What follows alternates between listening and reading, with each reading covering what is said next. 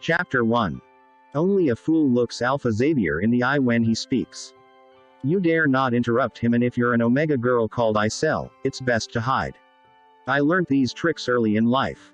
I knew not to look up, not to make a sound, and to make myself invisible in the crowd of people that filled the banquet hall to celebrate the Feast of the Moon. But I never did anything right. When asked to take a step to the left, I ended up at the right, whether I took a step to the left or not. Fate worked in reverse for me. If I sowed good, I reaped misfortune. It was the reason why, while serving with my head down, trying to make myself smaller than my small frame, I tripped on a fair leg, my tray of wine flying from my hand and tumbling to the ground, crashing loudly to the floor and spilling its red content against the fair feet of the Alpha's daughter, in the middle of the Alpha's speech. I raised my head and caught the Alpha Xavier's gaze, and at that moment, I'd broken 3 of the most fundamental rules of avoiding a beating. At that moment, when I made eye contact with the Alpha and sealed my fate, Skylar, the Alpha's daughter, let out a blood-curdling scream, as if it took her the 10 seconds of silence to process what I'd done. I'd spilled expensive wine on her equally expensive, white, floor-length dress. Her hand smacked my head to the right as an apology dropped from my lips. Then to the left, and right again. She kept smacking me as everyone stared with their mouths open at what I had done until the Alpha cleared his throat and called for order. That's enough, Sky. Alpha Xavier looked at me as he addressed his daughter, his eyes filled with deep hatred and fiery anger. I gulped, cupping my hot cheeks. It's not. This little bitch ruined my dress. Skylar cried, her sweet soprano voice raising as she hit me for the last time. Why are you so jealous of me? She cried yet again, dragging everyone's attention back to the scene despite the Alpha's call for order. I'm not, I answered in a whispery voice with my hands shaking. My eyes stung with the tears I held at bay, blurring the faces around me. I didn't want to cry now, not now. It would only make my humiliation worse if I broke down here. I told myself I had to wait. I had to wait for them to take me out for a beating when the enforcers would give me a good reason to cry, but I wasn't strong. My lips quivered as the tears slid down my face. I blinked rapidly to clear them, but they fell faster the more I blinked. Alpha Xavier signaled something at those behind me as his daughter stumped out, pushing people out of her way as she went. 2 men grabbed me from behind, dragging me out of the hall. I looked at the few people who still watched the drama unfold as the Alpha went back to his speech, a muscle twitching at the side of his jaw. Only one person watching me looked at me with anything other than scorn in her eyes as the enforcers dragged me away. They threw me into a dark room, locking the door behind them. This dark room belonged to me. I slept here, had all my possessions, a single bag, in this room, the days I had food, I ate here, and every day, I cried in this same room. 2 months ago, I spent 2 weeks locked up in my room, and sometime in the 2 weeks, my food supply was cut off. I'd starved for at least 5 days, but down here, in the cold, damp basement of the pack house, time became relative. I could have starved for 1 week or 2 days, there was never a way to be sure. Everything was dark. Every hour of the day, night. The door handle jiggled as someone tried to get in. The door jammed a lot and needed brute force to open on most days. Skylar came in with her brother and her boyfriend, all wearing nasty smirks on their lips. My eyes lingered on Skylar's boyfriend for a minute. A few years ago, Lucian had been my best friend. I told him everything. I loved him as a best friend and more. Promise me we'll never fall apart. I held his hand and stared up at him the night before we started high school. You've started with your cute sentiments. He kissed my nose. I pretended to hate it, but it warmed my heart. It's me and you for life, babe. Me and you and Celeste. I mentioned my other best friend, which made him laugh. Whatever you say, doll. The sound of his laughter made my knees weak.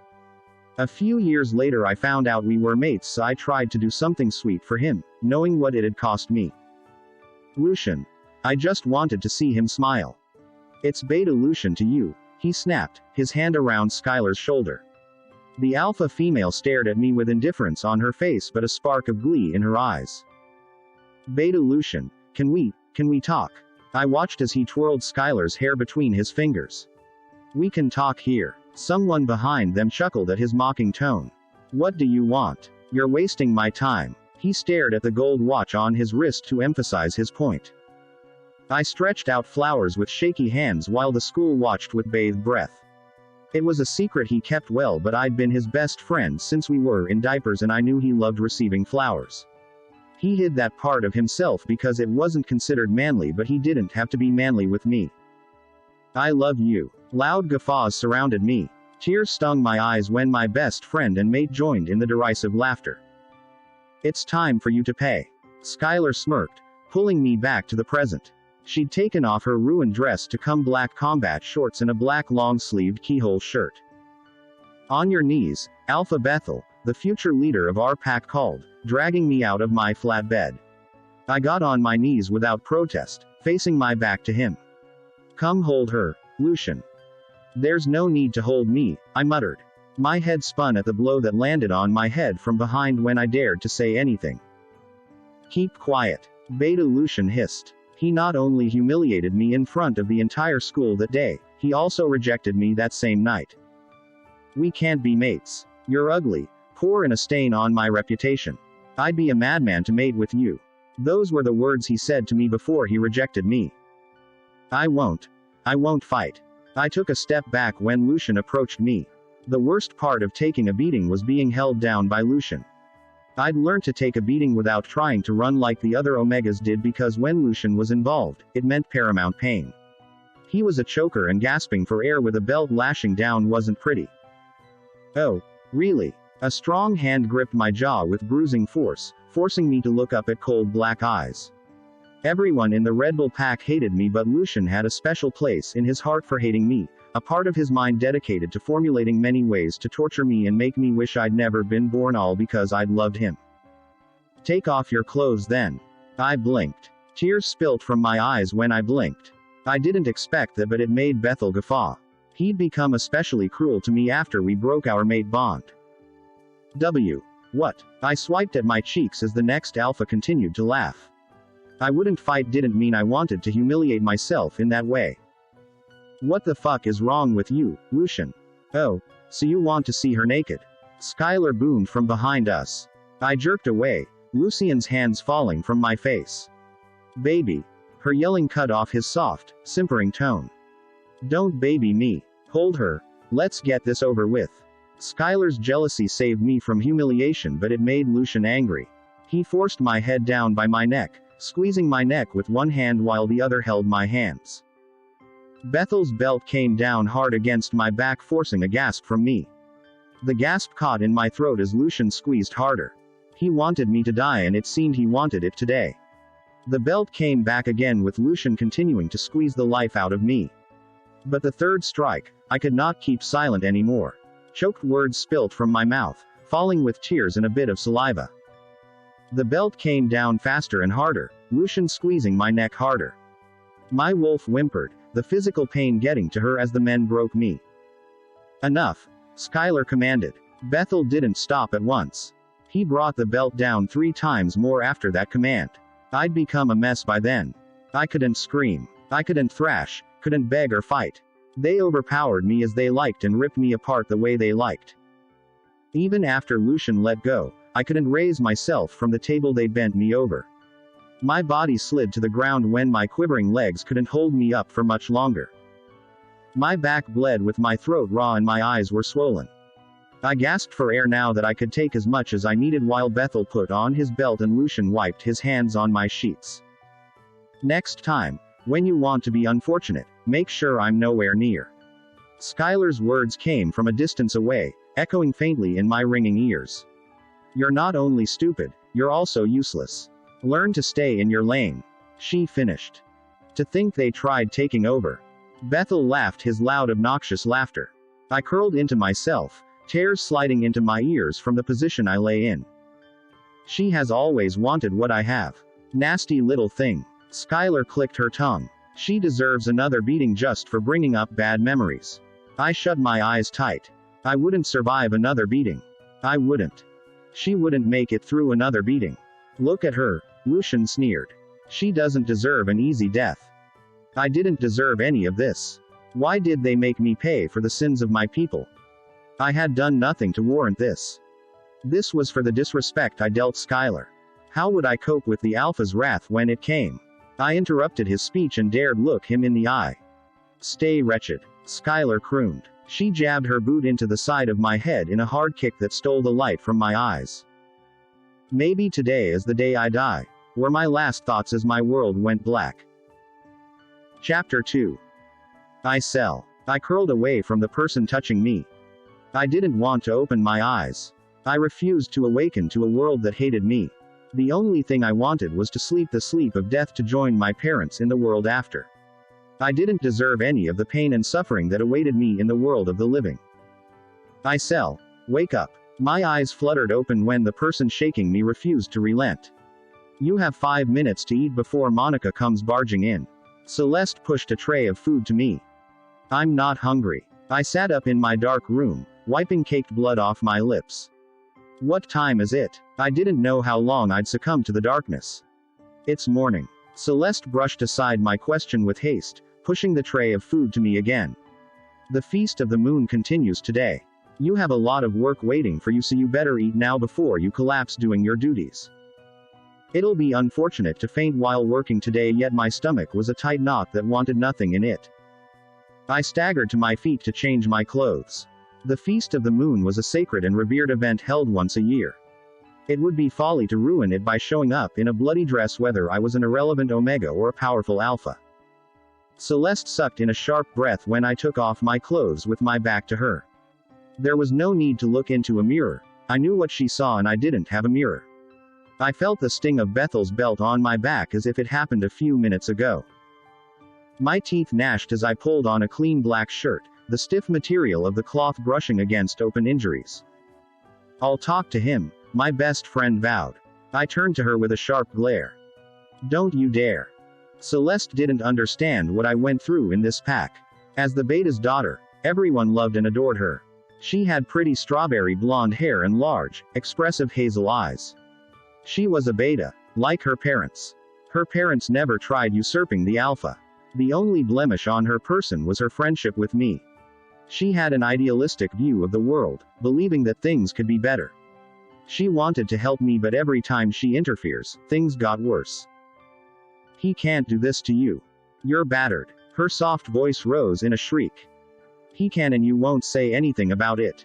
She meant well, but she had this disconnection from my reality that sometimes made it hard to converse with her. She didn't know what a whip felt like. She didn't know what being an orphan felt like. She would never understand what it meant to go to bed with a biting stomach and tearful eyes after a long day of rigorous work. I wouldn't wish my worst enemy to experience the things I experienced, but when she made it seem as if I didn't try enough, as if I hadn't tried too much, I wished she would leave me alone. Who would I tell what Skylar and her gang did to me? The Alpha lost his Luna because of my family. The Beta hated me. Who else could I turn to? Who would listen to my cries if I cried to them? My parents betrayed Red Bull Pack, and it was my fate to suffer the consequences of their actions. Aysel, please. She walked up to me and took my hands in hers, her big eyes filling. Let me help you. I pulled my hands from her, turning to face a wall. I needed all the help anyone could offer me, but Celeste had tried enough.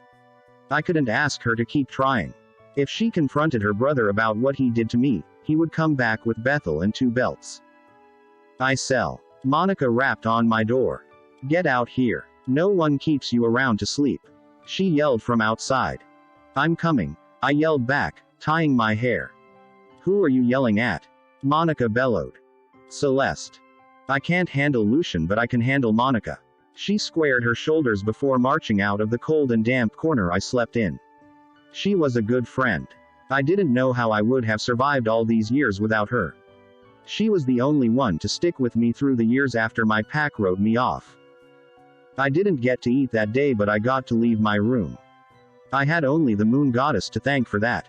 She made the Feast of the Moon, an annual celebration to give thanks and make merry amongst packs. For the next week, there would be a lot of food to cook, halls to mop, and champagne to serve. Red Bull would need all the hands she could get, so no one kept me locked up for long. The other Omegas complained about all the work they had to do this period, but not me. They had rooms with beds to sleep on. I had nothing of that comfort. My bed didn't qualify as a bed anymore. My room didn't have any lighting and darkness scared me. No matter how many clothes I piled on myself, I could never escape the cold of the damp room. Working took my mind off the many things that could be fixed in my life. When I worked, I put in all my effort, all my energy and strength so that when I finished, I went to the darkness of my room with pains all over my body and fell asleep in the blink of an eye. I just want to grab a quick snack. Goddess, you're clingy. Skylar's soprano called right outside the kitchen as I scrubbed the pans used this morning. My heart leapt to my throat, my hands freezing in the murky water I used in scrubbing the pans. My mouth went dry and my eyes flew all over the place, jumping from the window near me in an open, empty cupboard beside me, looking for a way to get out or get lost. She couldn't see me. Before I knew it, tears flowed down my cheeks with my hands shaking in the water. Her feet drew nearer and in a last minute of desperation, I darted into the open cupboard, pulling it close behind me. Breathing turned difficult. Sweat congregated atop of my brows as I hid inside the dark cupboard, flinching when her footsteps got into the kitchen. I didn't dare breathe for fear of my breathing being loud enough to put me. I rubbed my hands at the back of my neck, my skin heating. Tight spaces terrified me. They made me dizzy, made my hands tingle and my legs lock. The small, dark cupboard closed in on me, causing full-body tremors. I clutched my knees to my cheek, closing my eyes and rocking back and forth in the little space the cupboard afforded me. My lips quivered, salty tears falling into my open mouth. I gasped but pressed a hand to my mouth when the movement in the kitchen ceased for a second. My brain focused on her movements, forcing me to hold my breath to listen to her prance around the kitchen. At that time, she stopped before the cupboard I hid inside. I forced my knuckles into my mouth to stop a whimper of fear. "What is that awful smell?" she snickered. My eyes tightened, my body stopping the jerky, rocking rhythm.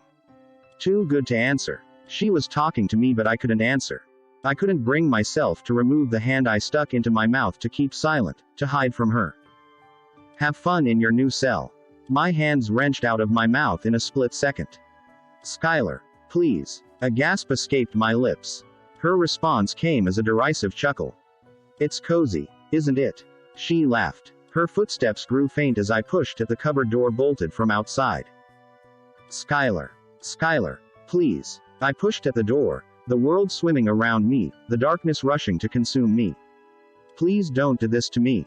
Small spaces terrified me. "Oh goddess, please. Skylar, please, don't leave me. Don't lock me in." I screamed for her but even as I screamed, as the world closed in around me, I knew she already left me in the small cupboard space. I gasped many more times, my head swelling. "Skylar." I positioned my shoulder against the wood of the cupboard door, banging against it with all the strength in my tired body while screaming her name until the door broke. I dove out of the cupboard, my chest heaving, only to see meet Alpha Xavier stirring a cup of coffee. Chapter 3. "You can't let them win," I repeated my mantra in my head as two men held me down while a third lashes at me. The wounds on my back never healed. I didn't go a week without being introduced to one or more new ways of torture. I'd developed a high tolerance to pain, and to keep me down, Red Bull Pack got more creative in their methods. "They won't break your spirit." If I proved deeper, I'd find my spirit in shambles, what was left of it, but my mantra kept me going. The Red Bull wolves used me as their lab rat, the victim that they tested out new methods of torture on. "I'll be strong." These words repeated in my head, a steady mantra that lived with me for the past 11 years. 11 years ago, my parents betrayed the pack. I had friends and a good life until they ruined it. They wanted more. My father wanted Alpha Xavier's position and he went for it. My mother never learned not to support her mate, so through it all, through the secrets, the going about behind the pack, the infiltration of the Alpha's circle and the subsequent attack, she supported him. I'd been nothing but a 9-year-old whose parents turned traitors. They didn't even get to rain down fire and brimstone as they planned. A close friend, a man my father promised would be his beta at the end of the coup, chickened out at the last minute and went running to Alpha Xavier. He played double agent for my father and Alpha Xavier, but really, all his loyalty shifted to the Alpha. He didn't believe my father could pull it off, so thanks to him, the mission failed before its completion. My mantra couldn't help me this time. The chants in my head, The desperation to hold on to something, to find a bit of inner strength so I didn't break, failed me that day. It had become too much. This, heaped on everything else I endured since yesterday, went past the mental barrier I struggled to keep in place all these years. They'd broken me. It was my worst fear coming to bitch slap me. I tried to keep a part of myself, hold on to a bit of strength so I didn't come off as a loser like my father, but it ran in my blood. I couldn't succeed. Whatever I did had to be wrong. Everything I laid my hands on failed. It was the truth. A truth I ran from for 11 years. A truth I welcomed now. If it didn't get better for 11 years, it wouldn't get better now. I'd never lead a better life. I'd let them win. I couldn't be strong and they'd won before I even joined the game. That's enough. Alpha Xavier called. The sounds of whips coming down one at a time stopped. It became obvious then that they weren't the sounds filling the room. No, those were my screams, my pleas and apologies, because while I tried to be strong in my mind, I failed to be strong in reality. Whose wouldn't cry if they got beat up every day? Who would endure as I had? I'd exhausted my strength. I'd cry and beg and feel sorry for myself as I tried not to. When Skylar asked me to kiss her feet, I would fall on my face and slobber all over her feet. When Lucian asked me to take off my clothes, I would rend them in a minute. What good was resistance? What good had keeping my spirit brought me all this while? They broke me. They won. I didn't have it in me to care anymore. They left me in the cold cell room with me huddled into myself. The pain in my back warmed me. Blood trickled out of it to soak into my clothes. Tears didn't stop streaming down my cheeks. My nose was blocked with snot that ran down my chin. I closed my eyes wishing everything would stop. I tried running away once, and the torture I endured when they found me was not worth the initial excitement I had of freedom. Hell itself had to be better than this pack. The devil must be nicer than Alpha Xavier.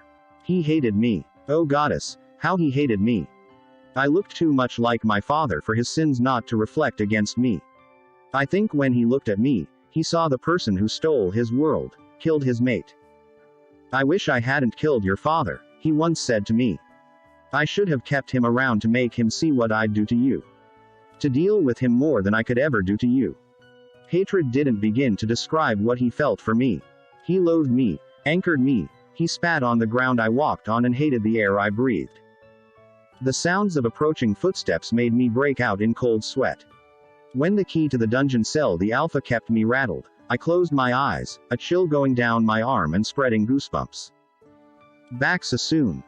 He'd kill me this time and I would welcome death with open arms at this point. Goddess, it stinks in here. I froze even more when I heard Lucian's voice. I would welcome death with open arms, but he would make death even more painful. Lucian, as hard as it may be to believe, had been my friend. As a child and even after the pack ostracized me. Everything changed a few years ago in an unfortunate turn of events that I wished never happened. Keep your voice down. She may be sleeping. When I heard Celeste's voice after his, some of the knots in my stomach loosened. I didn't dare move as the pain on my back and sides intensified with every small twitch of a muscle. What did they do to her? Was that pity I heard in Lucian's voice? It couldn't be. This man made my life worse by simply being in the same room as me. Skylar would come for my head if she found out we were in the same room without her present. Half the curses I endured from this pack that didn't come from the Alpha came from him or his gang. I hated him. More than I did the Alpha. He'd been my friend. I'd convinced myself that he loved me, but his betrayal stung. We'll get you out, Aysel. I flinched from Celeste's touch on my face. Everyone felt like my enemy in this state, even my best friend. How do we get her up without aggravating her injury? I heard her ask Lucian. How would he know? Why would he care?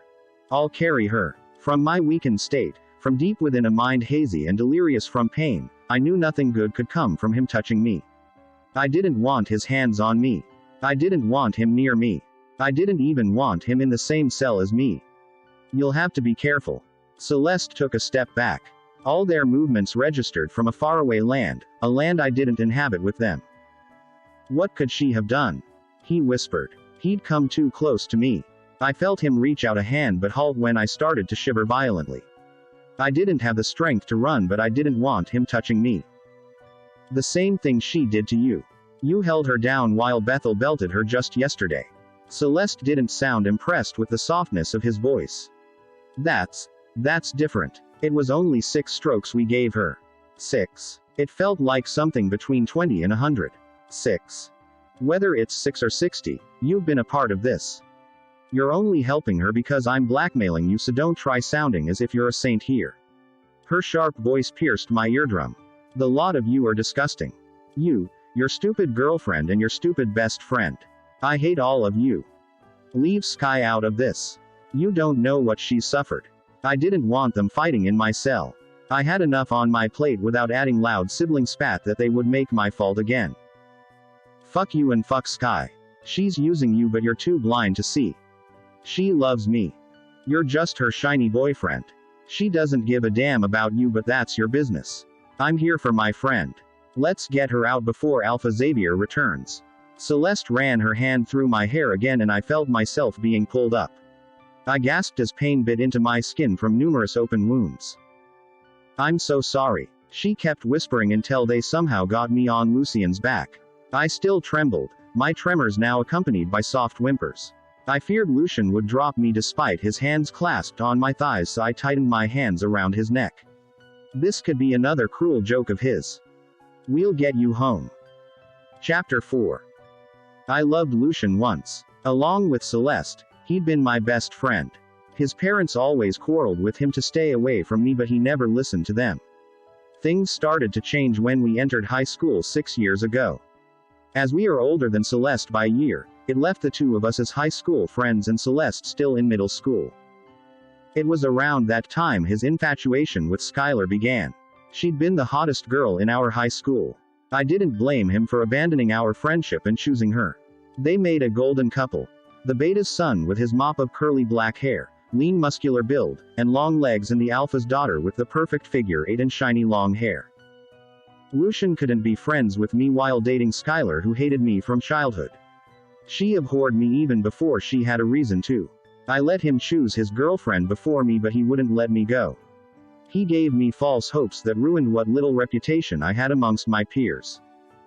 Are you okay? I could only nod at Celeste's question while her brother cleaned my wounds.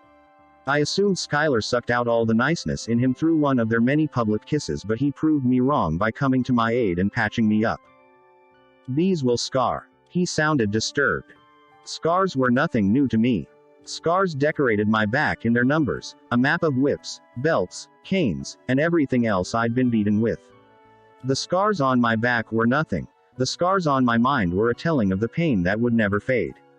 I could cover my back and pretend I had nothing but smooth skin behind me, but my mind lay bare to me, a constant agonizing torture.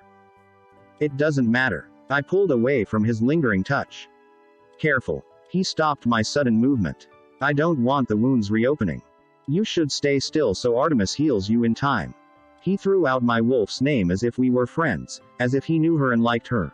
My wolf, the Omega that he couldn't stand being associated with when he became the king of our high school, becoming even more popular than the future Alpha in the pack. He cleaned my wounds with the care of a friend, applied cream to my stinging back, and bandaged the wound. Then he got ice for the slight bump on my head from where Skylar kicked me yesterday. He may be feeling deserving of appreciation after all he did, but I couldn't find it in me to thank him. He started this. He held me down yesterday with brute force, yet he wanted to act as my savior today. Why are you helping me? I asked, turning to face him while ignoring the bite of pain from my movements. Can you give us a minute? He turned to his sister, who stood with her hands folded, her upper back leaning against a wall with her legs crossed at the ankle. I'd rather not be alone with him. Turning to my best friend, I made sure she saw that I didn't want to be left alone with my bully. I would have no interactions with Lucien if I had my way. If you do anything funny, I will castrate you. She wagged a finger at her brother, pushing off the wall. Celeste. I didn't have the strength to glare, but I managed one. Hear him out. The traitor left me alone in a room with the bully. Celeste always wanted me to give people second chances. Even when it was obvious they only approached me to have a laugh, she wanted me to see the good in people and give them as many chances as necessary for them to show me a side that didn't get me kicked or verbally abused. I'd given Lucian the most chances in life. He used to be my best friend, but he chose Skylar, my arch nemesis, over me. He humiliated me in front of the entire school, set my diploma ablaze when I managed to graduate, and joined his friends in bullying me. He didn't join in at first, but after a while, he started to enjoy it. He had a wicked look in his eyes when he looked at me, and derived a sick pleasure from shoving me and pulling me down every time I found my balance. I'd first trust a venomous snake before I trusted Lucian again. I'm breaking up with Skylar. I burst into laughter at that. I laughed so hard that I feared my closed injuries would start bleeding again. Can you break up with her? I asked, still gasping from all the laughter. Play me once, shame on you. Play me twice, shame on me. He'd used this same line against me a few years ago. He became nice to me all of a sudden, out of nowhere, sparking gossip in school. Then he told me he was breaking up with Skylar. I'd been so happy, so naive, so foolish. I foolishly thought I was getting my friend back, but if I knew the humiliation waiting for me after that, I would have known from then that I didn't have a friend in Lucian. Not anymore. I'm doing it. I can't be with her anymore. I saw the sincerity in his hazel eyes, marveling at how one man could be so deceptive. No trace of insincerity lingered in his eyes. He held my gaze like a man with nothing to hide, but behind his sincere eyes lay a wicked heart that could contrive the most wicked of thoughts. Lucian could smile while stabbing you to death and looking like he didn't want to hurt you at the same time. Another girl would be fooled, but like I said, I would be a big fool to be played a second time by the same words from the same mouth that deceived me all those years ago. Skylar made sure to corrupt the smallest atoms in his body, leaving behind nothing of the boy I used to know. Why can't you be with her? I played his game. The more he spoke, the less likely I was to fall asleep in his room. Skylar would flay the skin off my back if she found out I'd been with her boyfriend, alone and in his room, no matter the circumstances. She'd hurt me more if she found out I slept here. I like someone else. A wry smile pulled up the side of my lips. It's none of my business if you like someone or if you break up with Skylar, I snapped. Wicked. The lot of them. Evil, heartless people without a drop of kindness in their blood. He and Skylar and the Alpha's son. Don't you want to know who I like? The hopeful light in his eyes died when I brushed off his attempt at cordiality. Too late. I hated the lot of them. I wished them all the evil in the world, cursed the ground they walked on and the air they took into their lungs. I don't care. He slumped forward. His new acting skills made me laugh. Remember when you held my neck yesterday and tried to strangle me to death?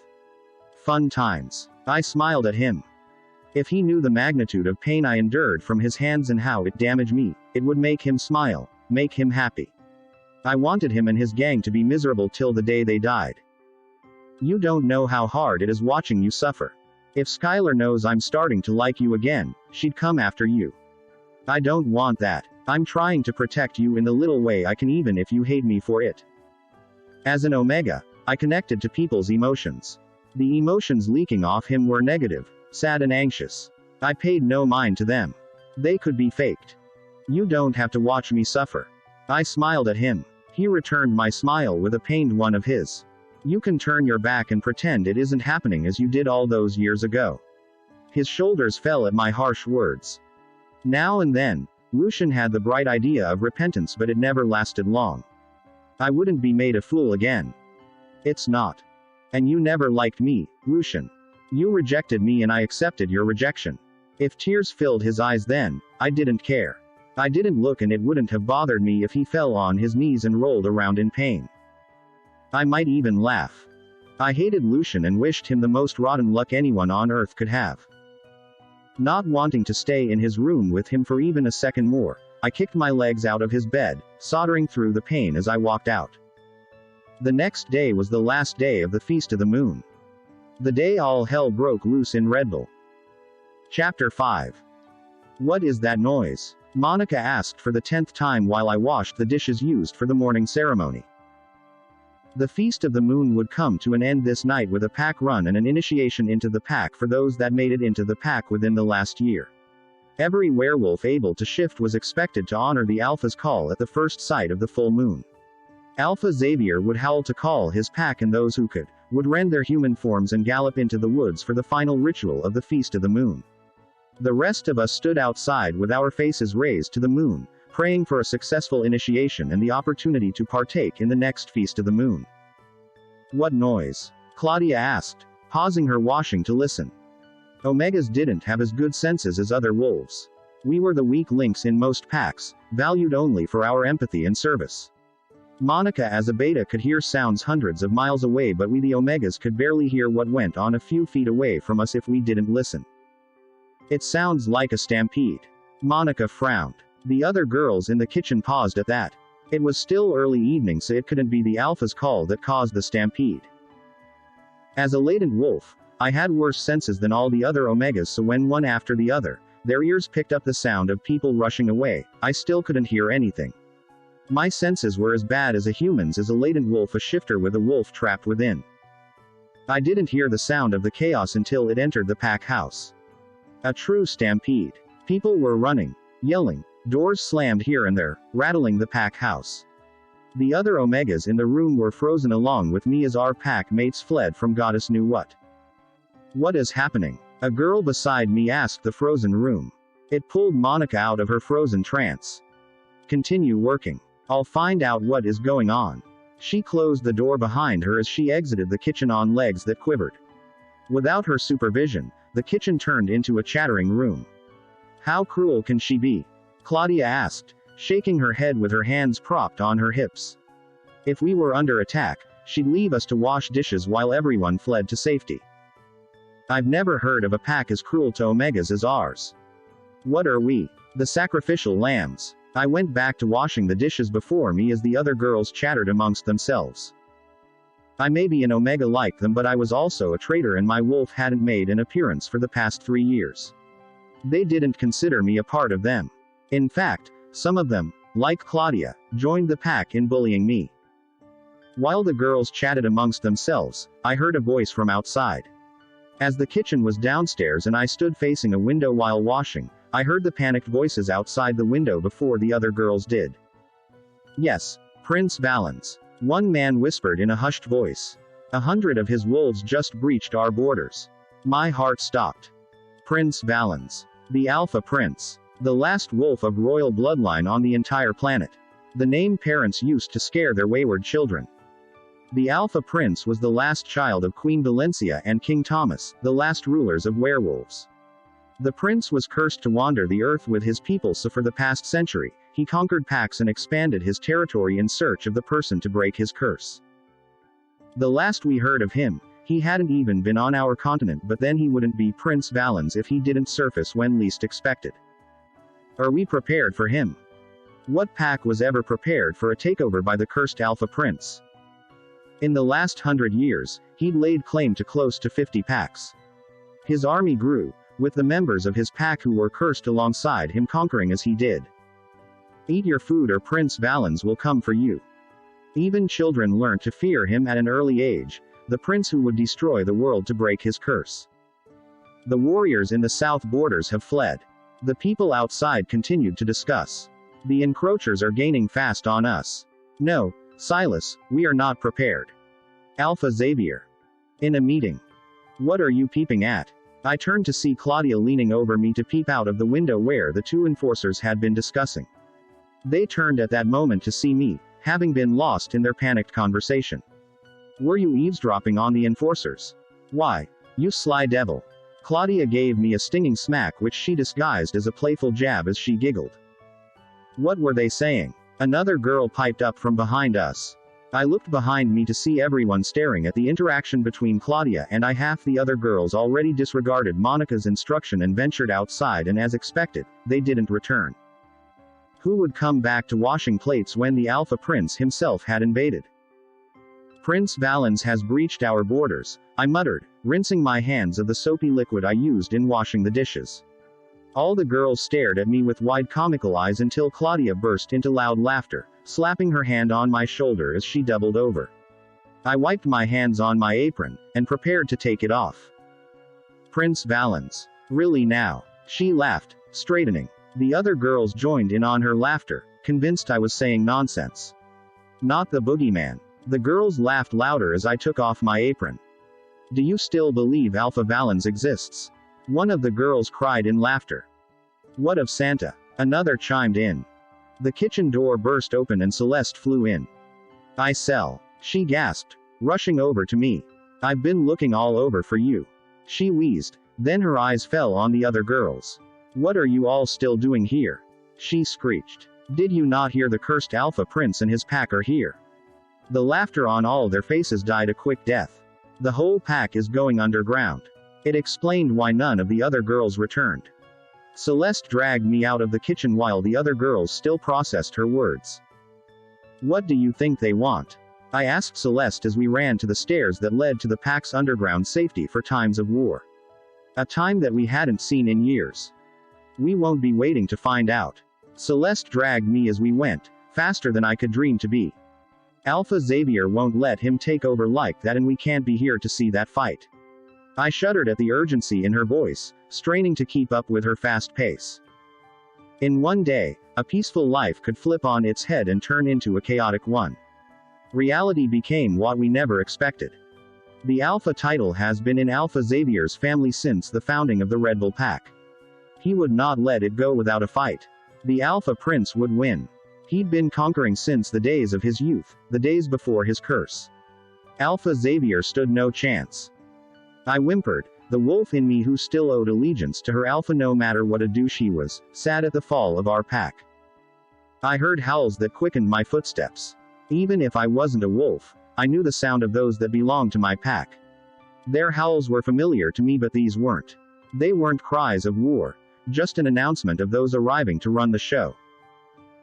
When Prince Valens took over a pack, he ruled for a few months to a year, assigned an alpha in his pack to lead in his absence, and took the rest of his men to find another place to settle.